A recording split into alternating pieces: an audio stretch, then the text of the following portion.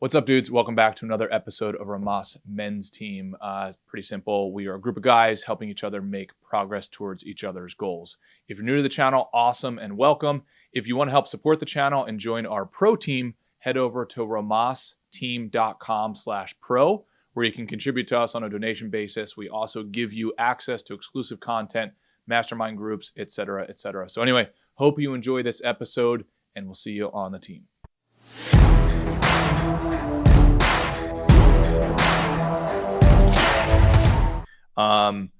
Luke, if you don't mind, why don't you give the dudes an update, maybe for some of the guys who aren't here on Monday. Give them maybe some background on Monday and some of the challenge during the week, etc. And we'll go from there. Yeah, sure. I suppose on Monday we spoke about, being around the age now where feeling a bit lacking a bit of purpose, maybe a bit of direction in life, and not knowing, where to put your time, your energies. And I had the pleasure, I suppose, of yourself and Larry and Ray to kind of put some voice to a lot of my own thoughts and my own concerns, possibly, and to figure out, put a bit of a spin towards it. And so I spent the week, I guess, carrying on from what we spoke about to figure out could I make any changes, or if I could, I suppose, grow from that. So just as my own personal background, I guess I'm 32, relatively okay in terms of work, and we just kind of tipped on a couple of personal stuff where I said, look, where do I go from here? So that was where it started, I guess, on Monday. And then we just kind of discussed point by point, I think, from your perspective, from Ray's perspective, from a couple of the guys' perspective, to say, look, here's how I would do it. Here's what I've done in terms of identifying purpose, identifying direction. And it was great. I mean, it was great to see, pretty much everybody is going through the same thing. There's no unique, nobody has it all figured out, So I think that was the most important thing I took from that. Yeah, hell yeah. So walk us through, how did this week go? Did you implement anything? And also, even if you didn't, right, that's even good feedback from there, right? Because this stuff is so easy to talk about, right? But breaking behavioral change is just hard. Yeah. That's what they don't teach you at the seminars. Like it's no. Yeah.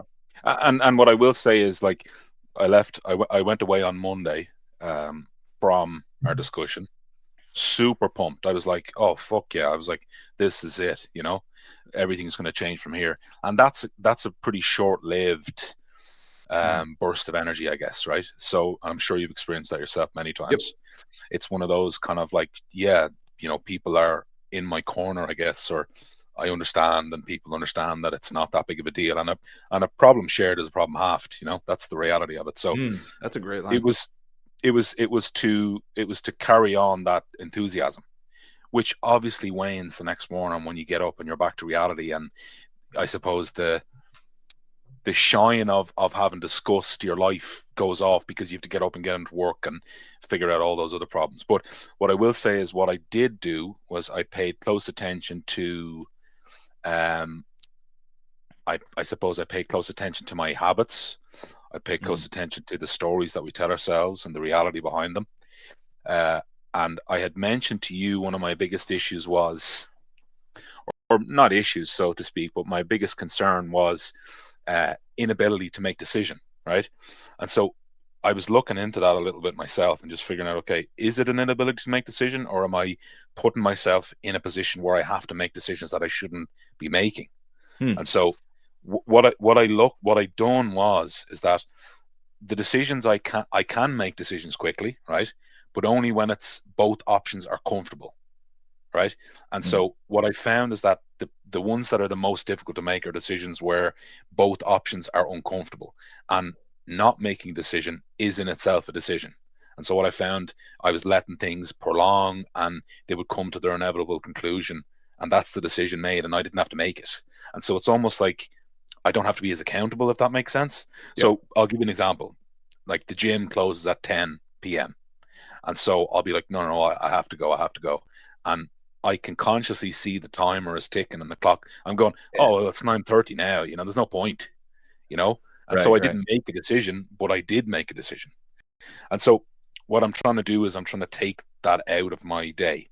So build a bit of discipline. and just get a bit of scope, really. Wes, I don't know what your thoughts are on that, but I'm just trying to build in a little bit of context into my day to day. Like what I found, and not to ramble on too much, but I found the majority of where I do my worst behaviors are in my bedroom, and I find myself Mm. confined to that a lot. So one of my big changes is I'm getting myself out of there as much as I can. So I'm spending less time in my places where I do my worst kind of behaviors, if that makes Oh yeah. sense. Oh yeah. So that's what I've been doing this week in particular. So doing more walking, I suppose spending a bit of time outside of the house as much as I can. Ray made a really good point last week about he had said something about you're the sum of the 5 people you spend the most time with, and you had said you're the sum of the 5 groups you spend the most time with. Mm-hmm. And so what I found is that from spending so much time self-isolating, my entire scope is reduced. So I have maybe Yeah. 2 of those groups, yeah, whereas other people might have 10 groups, and so the entire relativity of everything they're talking about is completely expanded. Oh So yeah. that's what I've been doing this week, is kind of a lot of introspection. I suppose sitting with myself a little bit. Like I tend to think that I like my own company, but it turns out I don't spend any time in my own company. Whenever I'm alone, it's I'm you know what am I trying to say? I'm dulling my alone time with you know videos or social media, or so I don't actually ever spend any time alone. And so I practice a couple of times this week going for walks with no music and no distraction. And man, the stories you're crafting are insane. I'm like, what am I doing? You're because it starts off because what I find, and I don't know if you guys agree with this, but it's not good to say like the stories you tell yourself are all fake. There's truth. There's a nugget of truth somewhere there.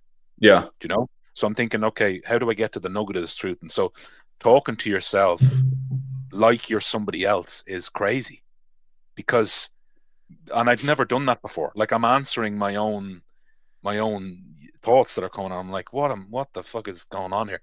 So, it took a few minutes to get past feeling like an absolute lunatic.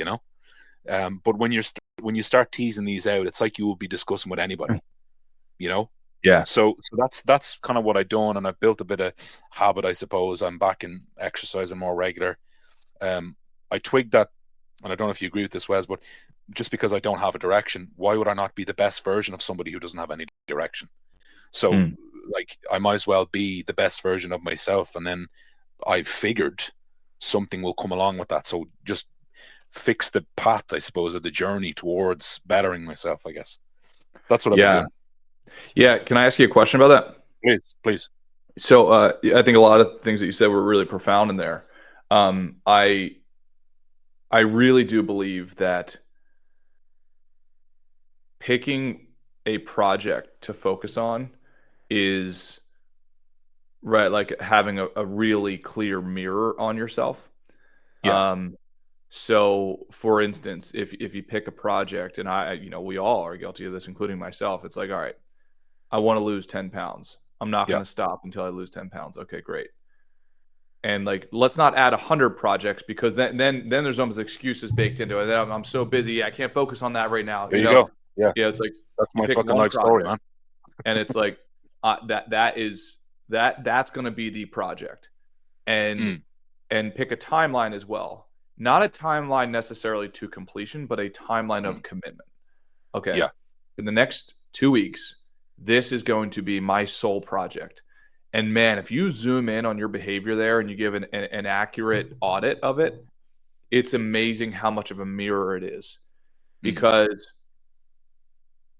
when you then add on more projects, you'll notice that you'll take that same behavior or non compliant behavior to the other projects. As an example, I want to lose 10 pounds, let's say. Okay, I'm going to analyze myself for 2 weeks. Not that I have to lose the 10 pounds in 2 weeks, but that's going to be my sole focus in terms of project. Okay, great. Well, then somebody comes in the office and says, "Hey, Wes, you want to go out to, this fancy lunch? It's a great new place and so on." Okay, yeah, let's do it. Right? Why? Because I can, yeah, I might increase my poundage today, but I'll decrease it tomorrow, right? It's funny. A funny thing is like our future version of ourselves is always like 100% compliant, right? 6-pack abs, so on, Um, uh, and then the same thing happens the next day, or like, hey, I get a really big craving. I'll just have this little oatmeal bowl over here, or something like that. And what you find is, or you know what? Hey, I said I was going to fast today, but I'm just going to have a little bit of snack because it's only a couple hundred calories. What's the difference? And I have found with myself that there are these patterns or these themes that are just robbing a lot of my results. Let's say with fasting, I've committed to fasting at times in the past, and it's like, well, just one snack. What's the real big difference? Like, no, that's not the point, right? You're trying to find loopholes. So I've had this theme of where 95%, I'm convincing myself it's 100% by Yeah. some sort of bullshit, right? Like, metrics. It's like, no, fasting is Oh, fasting. 0 calories, man. yeah. And Exactly. then I found that same thing if, let's say, applied over into my business, like this pattern of, hey, what you're implying there is 95% is okay. But you didn't define the goal as a 95%. You define the goal as 100. So that little pattern, creeps up again. So Yeah. it's amazing how much of a project, but it's the commitment to a project that will show us where our Yeah. behavioral gaps are. Yeah. Ray, what's your take, bud? Man, I couldn't top that, Wes. That was awesome, dude. And I love how what I'm hearing from you, and good morning, Luke, is like Morning, Ray. You're like able to unlock your magnificence as a man, or you're able to unlock your productivity by just creating this small win and targeting this small area. So, for example, if I feel like my life is chaotic in my relationship, in my career, in my health, in my living situation, which I do, am I able to fix all of those things simultaneously? I don't think so. But if I dedicate myself to change and the path of progress in one of those areas and do the work, it is not an island. Like it will pay dividends across the various areas I'm struggling with because I'm practicing the muscles of discipline and commitment and all those other, like it's habit forming behavior. Even though I'm only targeting, my health, for example, it is habit forming behavior that can pay dividends in all the other areas of your life. So, Luke, if you feel adrift, if you're isolating, if your career isn't where it should be, if your health isn't where it should be, first of all, welcome to the team. You are a carbon copy of everybody else on this team. Don't worry, there's nothing wrong with you. And I absolutely think Wes's instructions are perfect, where you can roll little wins in one area of your life into other areas of your life. Yeah, it's the power of compound, though, right? So, like, you're compounding all your successes because, like, it's funny because I can compound successes in my work life to spur me on to complete more. Like Monday morning or Tuesday morning, I was saying to Wes after our call on Monday, it was your morning, but it was my evening. So I went to bed like super pumped. I was like, this is crazy. Like, I'm going to change my life, because it was the first time I suppose I had put voice to a lot of these thoughts out into the public, right? And so there's a bit of that where it's like, oh, I feel like an idiot maybe saying that, but then having like everybody bounce off that idea and multiply it, I was like, oh, this is it, And so to maintain that, then on Tuesday morning when I came into work, I was like, okay, I'll come in a bit early. I went through my to-do list of a million to-dos, and I picked the worst one I could think of, the one I've been putting off for so long, and I done it. And I was like, okay, I'm on to a winner, right? But it's insane because then when I get home, I'm like a different human. I'm like, oh, fuck that. Eating healthy? What are you talking about? Like, I'm going to just do some bullshit. So I have to figure a way to transpose that same thought process over into my own personal life, because I don't know if you find it the same, Ray, but like all through my college time, and I don't know how many times I told myself going to bed at night, no, I'll wake up early and I'll study for this exam. And you give yourself the dopamine or the hit of, you know, success the night before. You wake up the next morning, you don't do it. And so you're promising yourself, I'm going to do this, and you never fulfill your own promises.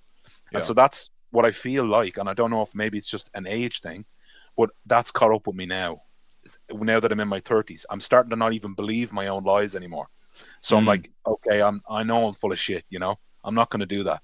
So that's why I've come to the point now where I can't even lie to myself anymore, because I'm like, you're not going to do that.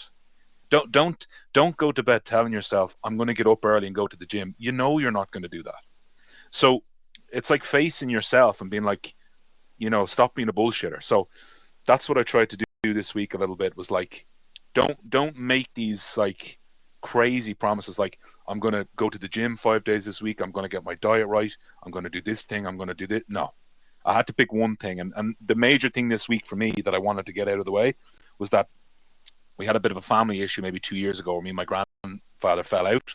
So I called him this week to try and patch that up. So I was like, wow, okay, I need to get this going, right? And look, it didn't work out exactly what I thought it was. You know, he's kind of a petty guy, but I needed to have that call to figure out.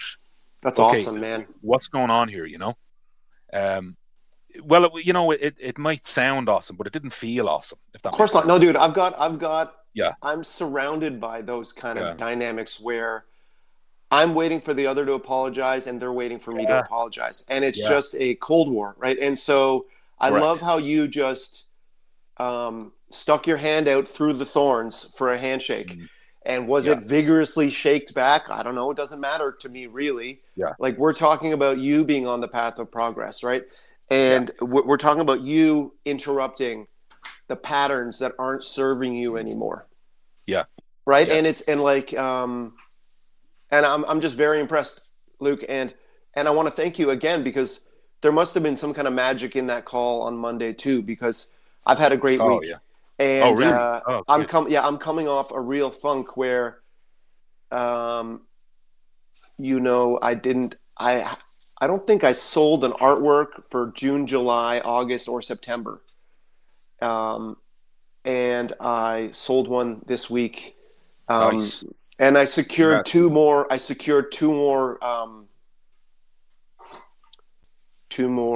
for January. Like, I secured funding for 2 more projects in January. That's awesome. It was, and I secured another side hustle for this weekend. And it's just this strange, you know, I guess, like, I also reached that rock bottom, or that threshold for action that Wes talks about, where, you know, isolating and sleeping in and listening to music, I have finally convinced myself that wasn't moving the needle for me. Really? Right? Yeah. What? And it was 4 months. But, you know, after 4 months, I'm like, should I wait for 6? Should I wait for 12 months? Yeah. No, I think, and I don't know, like, I'm torn between, like, forgiving myself for, like, having these kind of seasons of depression or whatever, or hopelessness, you know, because I've been at this long enough that, like, if I'm putting in the inputs and I'm not getting the results, like, it can feel hopeless at times, right? Yeah. And then, or if I'm putting in the inputs and I'm either getting no results or I'm getting rejected, it can feel hopeless at times. And so there was some kind of change where I went for that job, got the first interview, got the second interview, didn't get the third. And that was kind of crushing. But then again, I thought about that 2-week period where I had that optimism, where I was riding that kind of, like, optimism of being in the game.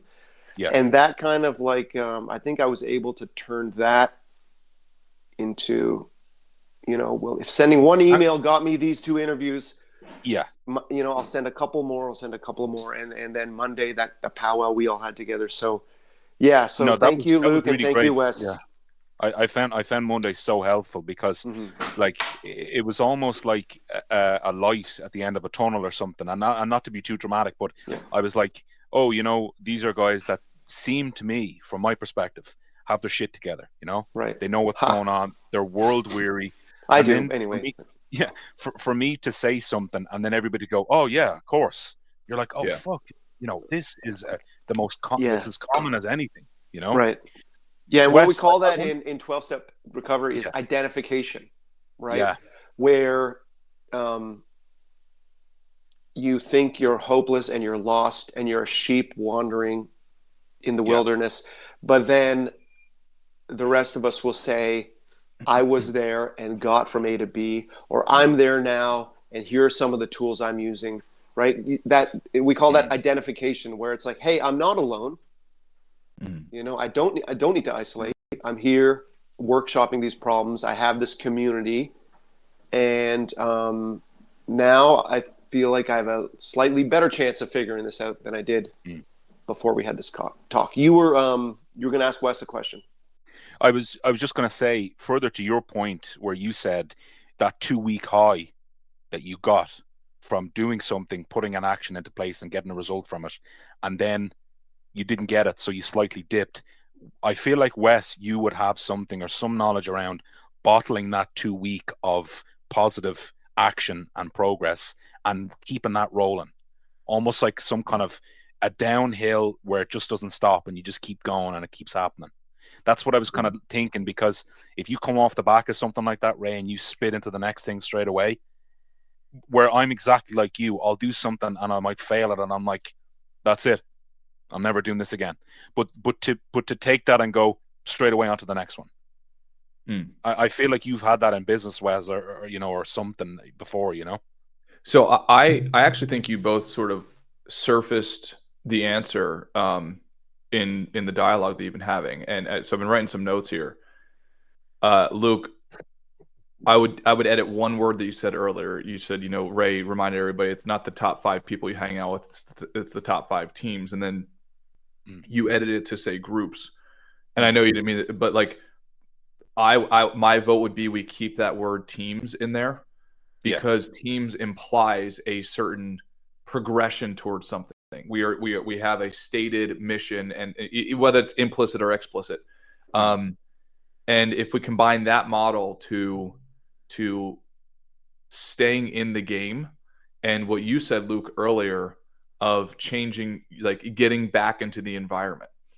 So if we visualize this, it's, Luke, I think you're spot on. There's a great book by Robert Cialdini called Persuasion that talks about this concept. And it's not just the concepts that matter, it's the magnitude and the belief in the magnitude of the concepts.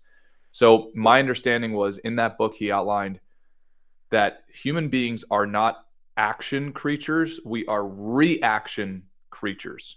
We are reacting to stimuli, right? And in particular, if that stimuli is human-based, where others expect you to perform, you're like exponentially more likely to actually do it. Do you know what I mean? Like the probability of, right, like when's the common example I always use is like, when's the last time you went to the gym and took a nap? You didn't. You never did that, right? Yeah. So that actually makes it a lot easier, because if we know that once we are in the environment that we will naturally want to mirror what the environment implies we should be doing, then almost the action plan in there does not much matter. It still matters, but not as much, right? Like even if you're wandering around at the gym, right? And just kind of doing some random stuff, way better than laying on your couch, right? So I think a lot of times the emphasis gets placed on, well, what are you doing in the gym? That's for future iterations of growth, right? That's to get the last 20% of growth or the last 10%. Wes, I think our friend Colin, your colleague Colin, put it best, where on gym day, the heaviest weights you're going to lift are the keys to lock your apartment door and get there. Yeah. The rest takes care of itself. Yeah. And I think you said, the heaviest weight at the gym is the front door, which is like great. That's a super precise way of saying it. I absolutely love it. But I do think this changes the friction a bit. It's like, maybe it's overwhelming for me to think about, well, how many reps am I going to do? How many sets am I going to do? When am I going to go, et cetera, versus I just have to get enough willpower to open the door. And we could probably even extrapolate that. There have probably been very few times, if any, where I've turned around in the car to go back. Do you know, like, where's the tipping point?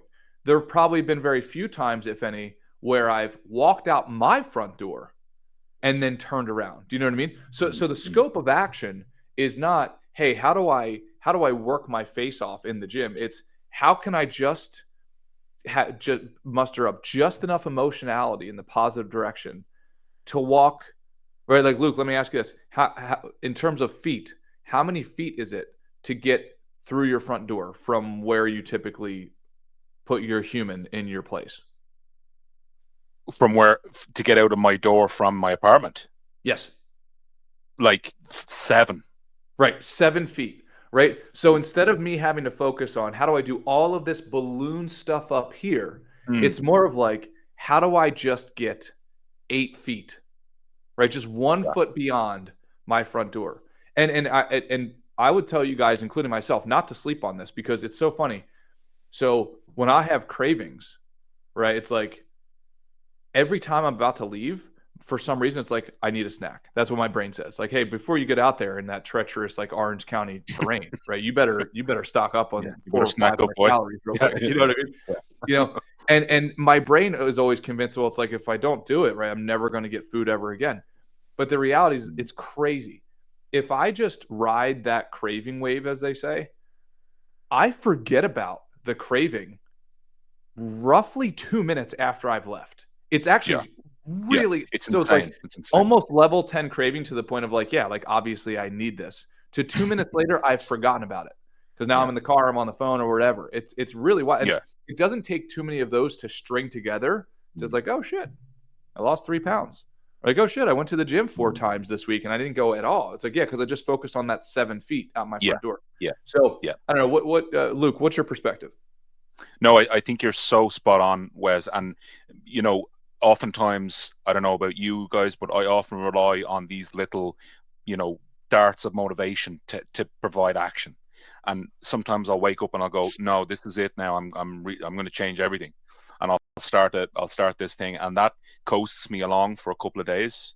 Mm-hmm. You know, motivation is fleeting, but discipline is lasting. So I'm trying to build discipline within those short windows.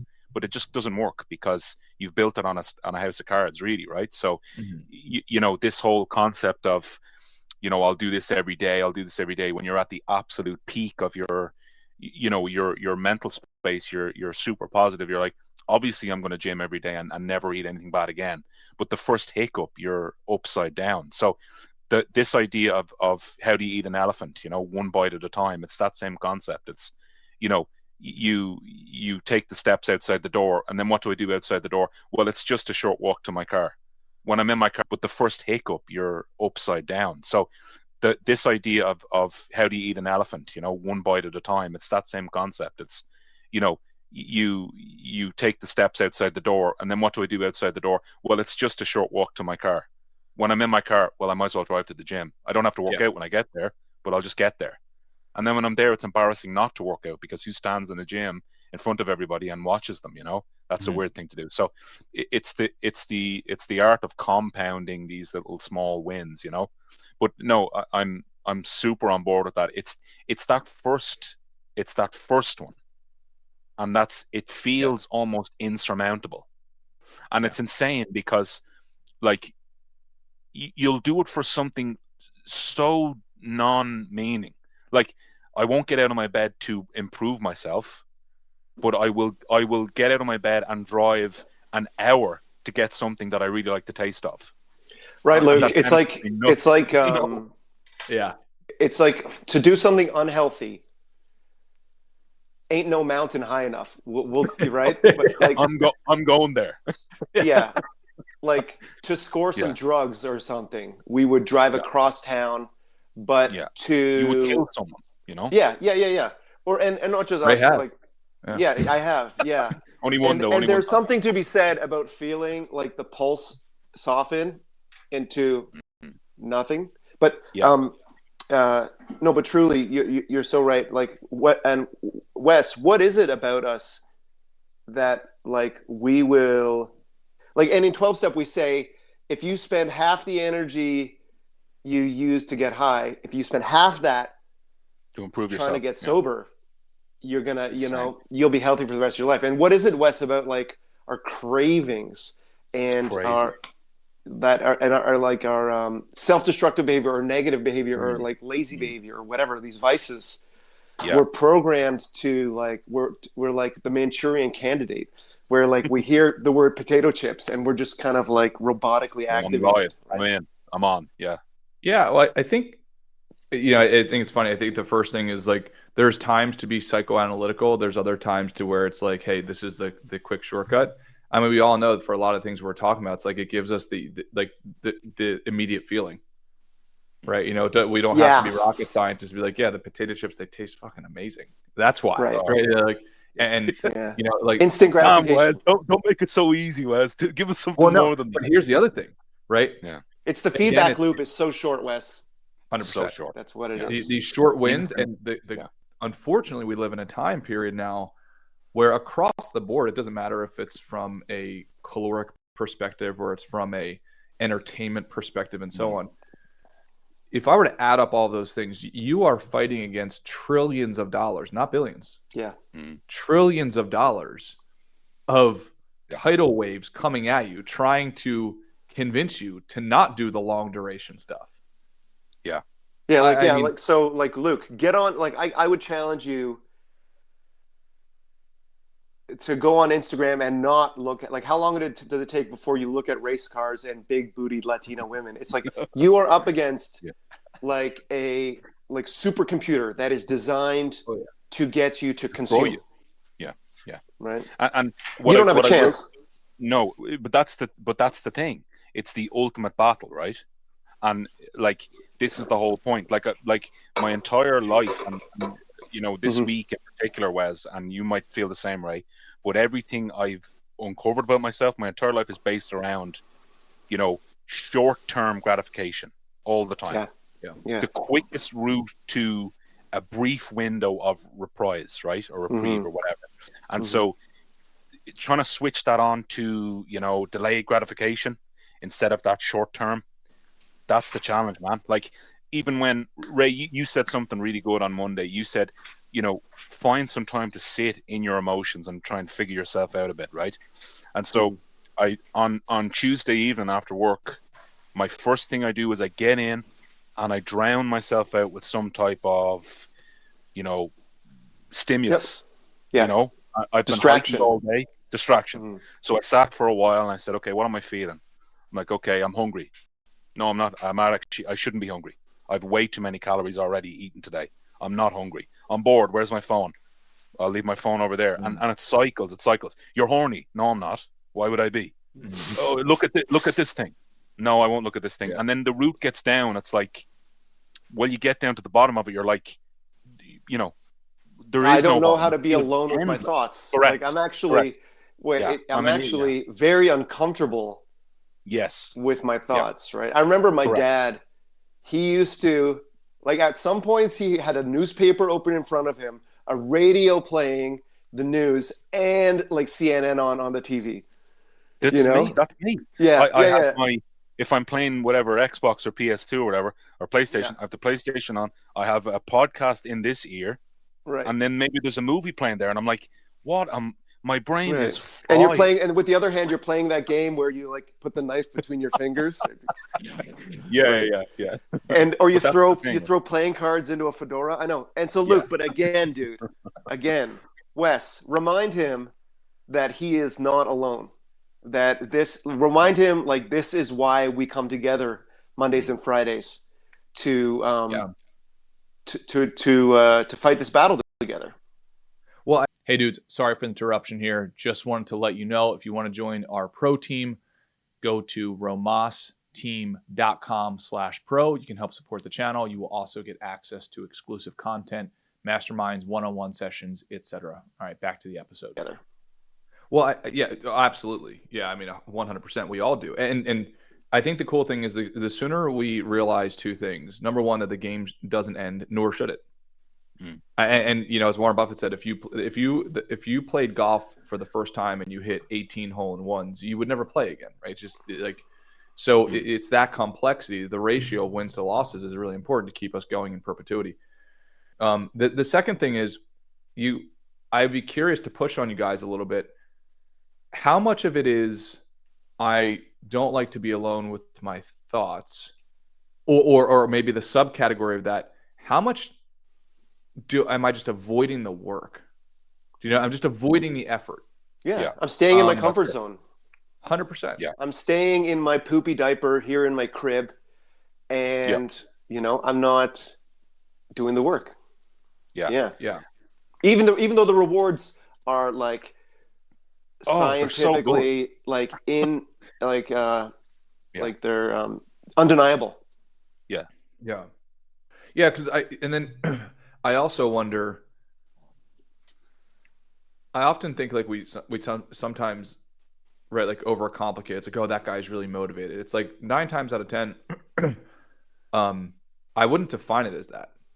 I would define it as he is baked into a system that implies and demands action. I mean, I'm assuming all 3 of us on this call went to school, grade school, high school, etc. And we went through, I'd imagine that even if you went down to the lowest motivated kid that you went to school with, there's a really good chance he still showed up almost every single day, percentage-wise, and you got to think to yourself, why, right? Like if you went to school with hundreds of kids or thousands or whatever it was, well, why can somebody who's at literally the lowest end of that still do something Monday through Friday for the majority of the year, for the majority of his life up until he's an adult? If that work effort is done in any other domain, right? Imagine if you went to the gym every single day, Monday through Friday, for 7 hours a day until you were 19. Do you know what I mean? You take any other domain, you'd be like, that guy, I don't know a guy who's more motivated than that. Yeah. But it's the system that does the heavy lifting. Yeah. So it's just that knucklehead. We all have the knucklehead buddy. Perhaps we were the knucklehead buddy that still showed up to school every day. It had nothing to do with his motivational scale. It had everything to do with the system was so overwhelming and implied such an amount of action that he didn't even consider it to be action. Do you know what I mean? So I think that's the thing. But exactly that's so true, because I've been trying to piece together what the difference with my personal life and my work life is, right? And it's because I've stacked so many responsibilities on top of me showing up and working that I require to survive, that I force myself to work. If you told me, like, I've created so many like in-work subgroups and committees and teams that I have to show up for, because other people are relying on it, right? But when I get home, there's no reliance on me. You don't have them. I don't even have to wash myself to get through. But that's what I'm saying. It's like I need to create in my personal life that I have no choice but to. And you often see people, friends of mine, once they had kids, once they got married, they had to start showing up for themselves. And it's a flip, and not the same for everybody. I'm not trying to cast a wide net, but once they had some anchor, which we talked about on Monday, an anchor or some kind of, purpose, meaning, they have to act. And that's the whole kind of chase for that purpose, right? Yeah. Well, Luke, a couple of things come to mind. It's like we are reminded that people. Like Wes, who grew up in poverty, have urgency thrust upon them. And this, guys like us, our battle is on the inside, right? Like Wes's battle was the sheriff evicting them. But us, like, we live such a blessed life that we have to we either have to manufacture these crises, or, to put it another way, the battle is with sloth. The battle is with comfort, right? Complacency. Yeah. Exactly. And so, and I love how you use the word teams. So you've got, so you get a paycheck from work, so you're required to show up. And then you set up these teams, so you're required to show up and deliver and get the outcomes that are required. And again, like, I would go back to join teams in your off time. Like So, and for example, and again, like so yesterday I had an AA meeting. I had a choir practice with my church. I helped the person who I'm living with, like I helped their daughter with their homework, and like those, Mm. I didn't make any money doing any of those, but Yeah. like I was not isolated, right? And I was like, and I was creating value for others, right? Yeah. And so Yeah. and so I think, and so something I've been thinking about the last couple of days since Monday is that if we don't like, and we've said this before in like over and over again, like if life isn't going well, if you can just create value for others, Mm. like it has a way of sorting itself out. Or like the best thing you can do is create value for others. Like Yeah. even not only when you're feeling like you're in a funk, just in general. And like, and so, I mean, if you're not creating value for others, when What are you're you doing? out at the office, You know? no, Luke, you're like, you're leaving a lot of dopamine Yeah. on the table, right? I don't think I've ever stepped away from a time where I've helped somebody or done something good for someone else and felt bad about it. Like right. it's such it's such a common sense. It's the best high, right? Yeah. It's unbelievable. Yeah. Yeah. What? I would be curious, so we can take this to like an actual pragmatic level, right? It's like, Luke, let's take a deep dive in your situation if you're okay with that. Yeah. Tell us what one of the biggest goals would be for you.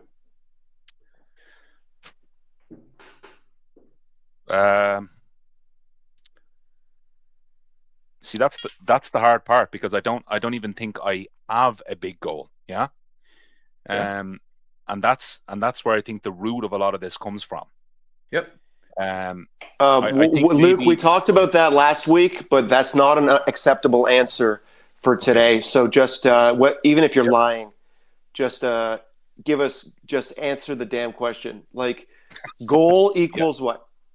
Just pick something. Goal Shaving? equals... I mean, if you want me to pick one. I suppose my goal is to be, I'm going to say, to be successful in my own space.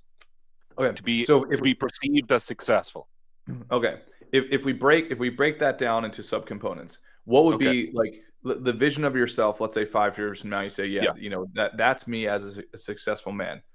Yeah. What are the subcategories of that? So we have health, wealth, relationships, and enjoying the process. Let's say those are the 4 categories. Okay. Let's pick a category that you ideally would think would give you disproportionate results, or at least be worthy of a project, let's say. Okay, so if I'm to look at an idealized version of myself, let's say in 5 years' time, I'm healthier, I'm disciplined, I'm wealthier, and I'm in a relationship, let's say, projected towards something beneficial. Awesome. Love it. So you said you're healthier. That's the first one that you said. Okay. So and you mentioned the gym earlier. So let's just use that domain. Okay. I'd be really curious what it would look like if you joined some sort of team that was fitness related. And now again, the magnitude and the specificity is really important here, because you could consider a team to be, hey, I joined the local gym and I'm a member now, so that's technically a team. It's like, well, I would argue, right? If you think between, if we're putting it on a spectrum, and the first one is, oh yeah, I joined the gym that gives me almost no accountability because nobody's calling me, and versus I'm on the Olympic weightlifting team, right? Hold on, Wes, I've got an idea. Yeah. Imagine the damage that Luke could do at a jiu-jitsu dojo. Oh yeah. Dude, and I did it for 6 months, Luke, and I had to give it up because of the cost, but like there is something about jiu-jitsu where it is a healthy release of anger and rage, and like it's a healthy outlet for our warrior gene. It pushes you way out of your comfort zone. You know, once or twice a week, you're like, I am going to die. And then 40 minutes later, you're like, I'm I am I'm so indestructible. glad I did that. Yeah. Yeah, yeah, and it's you do it in community with others, Yeah. and you're learning how to fight, which gives you confidence and a sense of like at an instinctual level that you are able to be a protector and a provider. So, Wes, how have you found jujitsu to help brothers in the past? Yeah, well, so and to finish this point, if you can join a team that is serious about reaching an end destination, and what I have found is to have a punctuation mark of some sort of competition, right? We're not just floating off into the abyss. Hey, we need you, Luke. You signed up for the competition that we're Yeah. doing in 3 Yeah. months. Do you know what I mean? And Luke has Yeah. already paid for it, right? He's now building bonds with the guys or the gals on there, etc. If I had to dissect one thing where I've made the biggest progress, like in short sprints, and it gave me disproportional confidence, it was for sure that I joined a team that we had a known competition at a stated deadline, and they depended on me. Like if I bailed out, the team would not be happy. Yeah. Yeah. And it can be something as like innocent as a baseball league or a softball league where there's a tournament at the end, and Yeah. again because it activates all those feelings of like the band of brothers, the platoon, right, where you don't want to let them down, and all that stuff. I mean I had a great experience like that with a AA softball tournament. I think it was at the end of August, and it was like and I was I mean I did when I was a kid. I was always I remember being always the last guy chosen. I was in choir, I did figure skating, I did tap dancing, all that stuff. But like this time I was like one of the heroes or one of the stars of the team, and like throw it to Ray was like kind of what they were saying to do and stuff, and like oh man. And again like and so we practiced all weekend together. The results don't matter. It's Right. Yeah. just that like let's all row the boat in the same direction. It's just there's nothing Yeah. like it, Wes. And you've described it perfectly, because what I was trying to do was create this environment, but in those categories, because this is the exact environment that I find benefit to. Like I've watched a few of these, but engaging on Monday was a whole different level. So I'm like, how can I copy and paste this into all the other aspects of my life? And because just when you broke down those 5, Wes, as we said them, I don't have teams in those areas. Yep. And so no wonder I am not achieving anything, right? 100%. Or no wonder you're feeling accountability. this kind of emptiness. Yes, correct. Right. Correct. Yeah, Because you're achieving plenty. Like you're achieving plenty in the career category. It seems to me like where the interests are aligned and you have teams set up. Yeah, but not in the ones that mean the most to me, right? And so there's the emptiness. So like I really would like to be in a relationship with somebody because I feel like you're working together as a team towards something. But Yeah. I have no team in that to hold me accountable. And I don't even know if that's an area where you can have a team, right? But some sort of accountability structure. Very interesting question, Wes. We believe in this group that everything is a practice, Yep. right? From like being fit, obviously, to being tidy, obviously, but even stuff like being spiritual and being romantic. Yep. Everything is a practice. Wes, how does the team advice apply to finding a romantic and keeping a romantic partner of our choice? Well, so 2 separate answers there. I'll reverse them. So my girlfriend and I, for instance, we have a team. Literally, it's 4 other couples where probably about a couple 3-4 times a year we'll get together and talk about each other's goals from a couple's like dynamic point of view, and we'll talk about any books or something like that. Been super helpful, honestly. Like even more honestly, in a lot of ways, more helpful than counseling, because it's a very open air dynamic. And like, hey, you know, Ricky did this last week. He said it's okay if we bring it up. So we dissect everybody's problems. Super, super cool stuff. So yes, definitely team. You have the ability to create teams there. If I were starting over again, I could tell you, Luke, and it's going to sound weird. I joined. Actually, I'll show you guys. Am I able to share my screen here? Let's see. So I looked this up. I don't know. Yeah, I think so. Here we go. So this is going to sound crazy. At this point, Wes, nothing is going to shock Nothing's us. crazy, huh? Yeah. So let's pick I'm part this. of a sex dungeon private club. Yeah? Can you I'm guys there. see my screen? Yeah, we're right. Yeah. I'm the only guy allowed. Okay. So do you see this picture right here over on the right-hand side? Yes, dude. Yes. Oh, This is the best. Yeah. So if I had God, to, I love this. well, it's So funny. is there a because- video? Please tell me there's a video. Oh no, okay. So I'm sure there is somewhere. Speaking of, like, had you asked me to do that, dress in that stuff, and be there at that event in front of a couple hundred people, blah blah blah, And the world, and the world for all time now with the internet. Yeah. Go ahead. Yeah, and yes, there is a video of it. I legitimately don't know where it is though, but I'll find it. the if you would have asked me to do that, Which was front, competitive ballroom dancing, correct? What is that? Competitive ballroom dancing in that case. Yes, that was a Dancing with the Stars, event for a charity, et cetera, in Orange County. But if you would have asked me to do this, I would have said, like, there's absolutely zero chance, right? Like, there's no chance I would. But because I was on a team who were like, I just got sucked into the vortex, right? Like, so all I had to do was take the action of joining the dance team.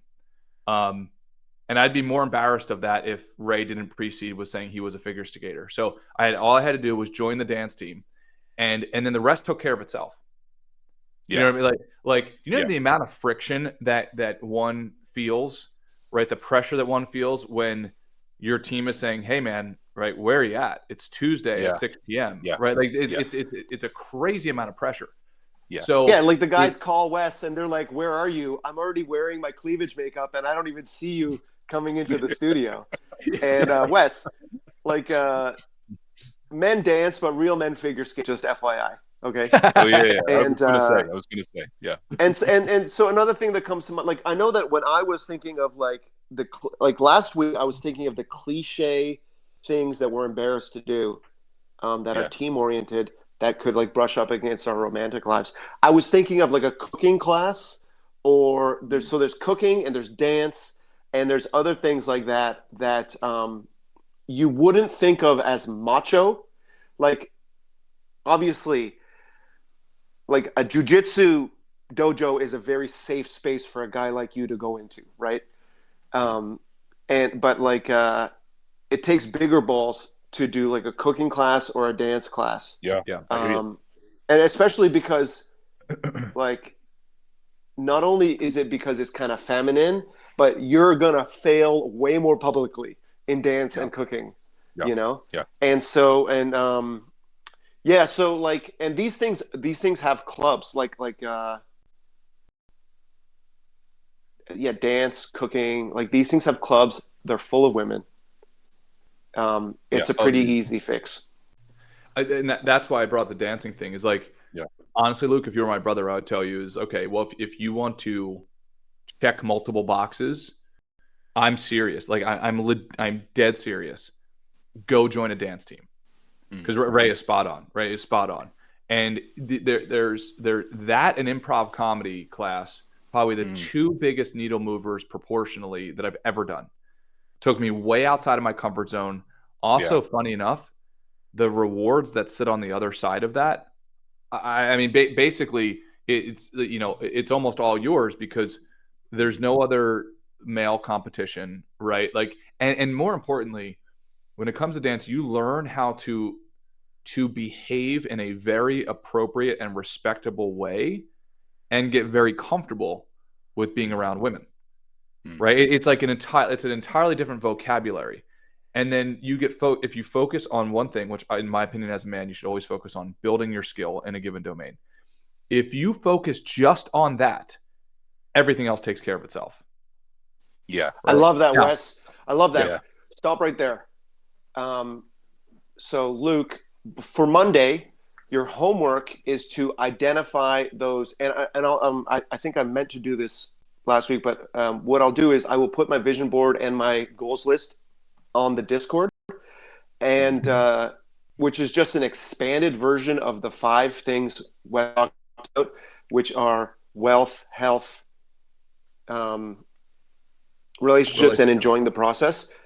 Like, Luke, for Monday, I need you to take those 4 categories or the 12 in my goals list and analyze them from a skills point of view.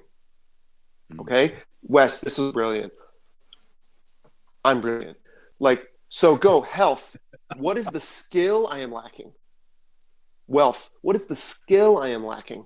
Relationship. What is the skill I am lacking? Or if the word lacking is a problem, what is the skill I want to build? Yeah. Right? So, like, if I want to be a homeowner in the next 5 or 10 years, there's probably a skill I can work on that can get me closer to that goal, right? Whether that's financial literacy or, getting my credit score up or whatever, right? And so, Wes, what do you think of that framework? Is like taking the area, the goal subcategories, and then like identifying a skill that Yeah, I think it's great. Realize that. I think it's great. What I would add to it if Luke is up for it, and I would also say anybody else who wants to participate in this exercise, including myself, ask yourself in those domains, what team are you on? And if you're not, if you are, like, okay, does that team need to be upgraded? Which is more likely the fact that you probably don't have a team in that area. Well, go out, like, start the process of joining the team. Research what those teams would be. I'm telling you guys, like, you're already on a work team, let's just say, Luke, right? You only need 1 to 3 more teams. And I think literally everything else is taken care of. Chamath Palihapitiya, I believe, was, he's one of the guys on the All In podcast. I believe he's a billionaire now. From my understanding, the reason he became a billionaire, or one of the major reasons, was because he was like employee number, 10 at Facebook or whatever, like one of the early employees. And you know what he found? Apparently, the reason he was so successful there was because of one major reason. He found that when people were on Facebook, if they just did these like 2 or 3 things, then they would stay on Facebook for like 5 years thereafter. So he found the lever. And I'm sure I'm getting a lot of this stuff wrong, but like the point is, he found the major lever. And in my opinion, the major lever is teams. Right. And then it's subcategorizing that. Okay, well, what is the expectation of the team? How serious is the team? Right. Yeah. Do they have competitions and so on? And that will be directly proportional. So number 1, do you have any teams? If not, then join them. Number 2, how serious are those teams? Do they need to be upgraded? Right. Now, it's like you have to hit that Goldilocks zone, because if you go and you join an Olympic team, they're going to demand that you quit your job. Right. So it's like somewhere in the zone of pragmatism, but still pushing you dramatically forward. Honestly, I think the dirty little secret is you don't have to have any of your darn goals documented if you're on 4 solid teams that automatically are just pushing you through the system. Now, obviously, I still believe that you should have your goals documented because you want to be able to navigate and pick the teams and use judgment, et cetera. But the reality is, like, the teams that you join, that's gonna carry the bulk of the freight. No, it's crazy because everything you're saying makes so much sense, and I never thought to put it. It's almost like you're sharing the responsibility of your goal, right? So it again lightens the load of your responsibility. Like 100%. You can't do everything on your own. Like, this concept of lone wolf is crazy. Like, and maybe there's the 0.001% of people. I think it's a myth, dude. Everything. It has to be, because you broke it down so well there, Ray. You're like, because I respond really well to that. It's like those 4 pillars: wealth, health, relationship, enjoy the process, the skill you need, the team you're part of. Like, that's such an easy tier list. Yep. It's like a process map that you would use in any context. It's like, and if none of those are, like, if you don't have the team, you can't identify what you want to build or the skill you need to achieve that ultimate goal. And it's like, we'll start from the bottom and work up. And it's like, Wes, I would task you, if you don't mind, with filling that out so we can see what it would look like from somebody who probably has that filled out, because the contrast between you and I is pretty stark, right? In that sense, you have those categories and I'm just starting in them. So it'll be great to see the disparity or where Yeah. I could kind of aim towards. Yeah, I that's can what I tell would. you right now, just so I give you the feedback immediately. So number one, let's say in health, right? So that's one of the categories. I'm a member of an MMA gym, and the dude is like super serious to the point where they have like they literally have Please, fights Wes. in there. Okay, time out. Can we get some video of you getting clobbered? Yeah. Please, I'll, please. I'll capture one for you. So that would be, and then the skill, right? The skill acquisition, like all that I asked myself, what I tasked myself was like, how do I become number one in that team? And that's all you have to focus on, right? And then you just try, right? So it's like health, there it is. Relationships, it's the one I've already told you, right? We put together a group. Now that's where there's probably meetups and so on you can find online. I didn't find any that I really liked, so we just created our own. Now, again, if I was single, then 100% I would join a dance team. Like no, so in the relationships part, absolutely for sure, I would call around my local area and I would find if number one if there's a dance studio. Number two, I would ask them if they have a team. Now I don't know what it's like out there in Ireland, but out here in Orange County, like there's plenty of dance teams you can join. You do have to ask though, because it's not like they just advertise it. So you call the local studio and say, "Hey, do you have competitions? Are there teams that I could join, etc." Right? And then in the wealth category, I would argue you're already on your way there because you're on the team called your company, right? Now, if you want to like specifically talk about like wealth building and so on, that's where it gets like you get in a world of like a lot of hucksters, the multi-level market. Again, I don't know what it's like out there in Ireland, but like that's where it takes more. Dude, the Irish invented hucksters and scams, man. What are you talking about? Why do you think I'm on this call? I'm trying to sell you about something at the end of this part. Yeah. About vitamins or what is it? Like powders or something you're selling us? Yeah. Yeah. Right. But Wes, there's hucksters. Wrong, Wes. There's as many hucksters in health and romance as there are in personal finance. And like as authentic and sincere as we are being with Luke, he probably had to sift through like a landfill of like really bullshit manosphere men's wellness groups before he found us. So right, I think right. What is the advice for someone who wants to join a team or like improve their skill when it comes to the wealth game? It's funny, man. So there are like I knew of a couple, right, like men's groups in Orange County that were focused on like building their wealth. I don't like, so I guess that would be, look for that, right? Are there any local groups or maybe online? I just want to tell people to be really careful on that, right? Because like I'm sure you could go on YouTube and find some influencer who says, "Hey, join my mastermind," and all of a sudden, like, join my Bitcoin club or whatever. Right? So I just want to put the proper disclaimers around that. Just be really, really careful. Like, and then all of a sudden, like 2 years later, you find yourself in Scientology, and you're like, "What? That was so slick! I didn't even see that like happening." Yeah, I didn't see that going. There are professional networking groups. Yeah. Right. I mean, I think there are probably a variety of teams that Luke can join, which aren't get rich quick, but are like improving his professional skills, making him more demand in the workplace. Okay. Yeah. Phenomenal point. So yes, I like that. I have done public speaking courses. I've done improv. I did one like 10-week improv comedy class. That's a phenomenal one.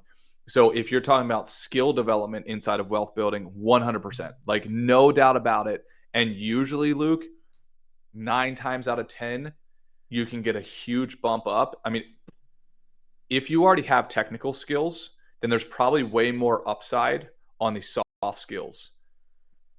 So that's what I would say. Like one team you might want to consider joining is like, okay, are you good at public speaking? Or are you good at whatever those things are? If you ever want to like have a deeper dive on that, I'm happy to do it. But Ray, that's a phenomenal point. Maybe it's a skill development thing.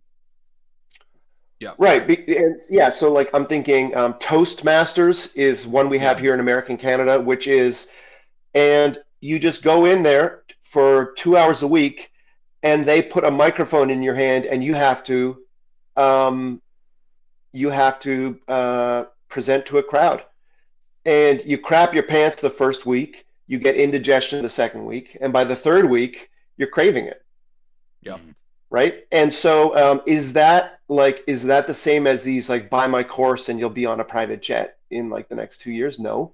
But that is a skills development which has broad application, whether it's in the hospital, in healthcare industry, or if you're planning to make a lateral move or a pivot. I can't imagine that better public speaking and presentation skills are going to hinder your performance. Another example is sales. On Wes's recommendation, I did Sandler sales training for a year, which was meeting once a week for an hour to learn sales techniques, how to approach a client, how to close a deal, everything in between. And there was no downside to me learning that. Yeah. And so, I mean, if you are looking for a team that will help you get rich, if you are looking for a team that will help you get laid, I think, and that's not what you're saying, Luke, but I think for those of us out there who are looking like those bloody YouTube and Instagram ads, the way they're like, join my team and get rich, join my team and get laid. I think that is that doesn't work for me. Right. You know, no, it's almost like the answer to somebody who hasn't come across something like we're doing here. And is reaching out for something that they've no vision or guidance. It's like, I need to grab something in order to make any amount of progress.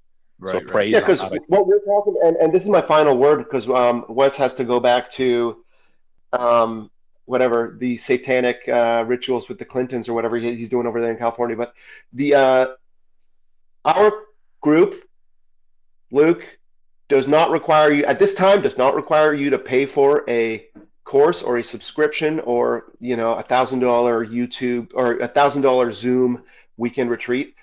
Our program is free, and all it requires is your action. And so unfortunately, from a business point of view, 90% of the world is not going to be interested because they just want to buy their way into happiness or success or instant gratification. And everything we're talking about here today is anathema to instant gratification. Everything we're talking about today is doing the work, building the skills, joining the team, and having sustainable success as a result. Wes, final word. Yeah, final words. My sole request of you, Luke, and no judgment if you don't complete it, is join a team over the weekend. Right? Just do it. Right? And my vote would be either have it be like some version of dance related, because it'll get you a hell of a lot out of your comfort zone, or workout related, jiu-jitsu, weightlifting club, whatever it is. And I would be shocked if you're not really, really proud of yourself for doing it, and then attend whatever first class or whatever they have. That would be I would be super pumped for you if you joined a team. You don't have to join 3 or 4, join one, and then report back if you're down for it, because we would love to kind of track your journey over this time period if you're cool with that. For sure. Yeah. I think Luke, a generation ago you could pull the wool over our eyes, but with the power of the internet, we can find a team if you don't have one, we will find a team for you in real time during the Monday session. What part of Dublin are you in? North side, south side, Rathgar, Roscommon, where are you in Dublin? Kind of south side Dublin. It's kind of okay. Yeah, you're going to regret having told us that unless you find yourself a team. Where was Conor McGregor from? He's from a South Sider for sure. North side. Kind of northish, just above. Not fully north, but northish side. Crumlin. It's not a great place. South side is nicer than north side, traditionally, correct? Yeah. Definitely. Right. Well, then you're well on your way, bud. Awesome. Yeah, no, I think just from my perspective, then I think I have my marching orders. I guess I know what to work towards, and I'm gonna try and maybe build a plan around that.